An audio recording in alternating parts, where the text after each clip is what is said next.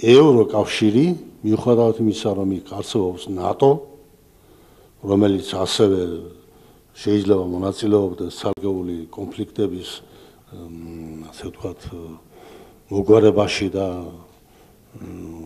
უკანონო მოქმედებების დაუშვებლობაში და ასე შემდეგ, თქვენ გახსოვთ პირველი ვინ შევიდა ბოსნიაში. პირველი შევიდა ამერიკის შეერთებული შტატები. და შემდეგ მიიღო უშუალოების საბჭომ, მე ნებართვა მიცა და ართონება და ასე შემდეგ. ასეთი მოქმედებების არ არის გამორიცხული. შემდეგ ევროპა გულგრილი იყო აქამდე.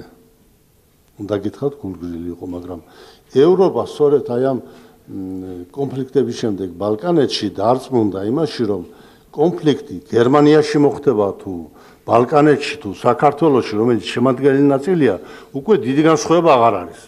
იმიტომ რომ ომში ჩათრევა რეალური საქმეა, რეალური პერსპექტივაა მათთვის. აქედან გამომდინარე ის გადაწყვეტილება სრულიად არაორდინალური გადაწყვეტილება, რომელიც მიიღო ევროკავშირმა. ევროკავშირი ქმნის ამ უზარმაზარ არმიას იმისათვის, რომ კონფლიქტები საკითხი მოგვარდეს და ევროპის კონტინენტზე ყოველ შემთხვევაში სხვა კონფლიქტები აღარ აღმოცენდეს.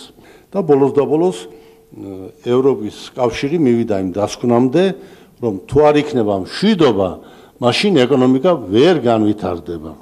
ჯობია შეიარაღებული ძალების, აი ამ რაოდენობის შეიარაღებული ძალების შეიარაღებაზე, გაცვნაზე და ხარჯო თანხა, ვიდრე ის რომ იმყოფებოდა მუდმივი შიშის ქვეშ.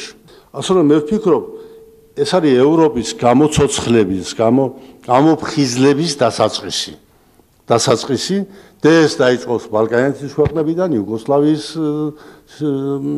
რეგიონიდან, მაგრამ ადრე თუ გვიან აფხაზეთის საკითხი ყოველ მიზეზს გარეშე დადგება დღის ეს რიგში, სწორედ იმ მოსაზრებიდან გამომდინარე, რომლის შესახებაც მე თქვენ მოგახსენებდით.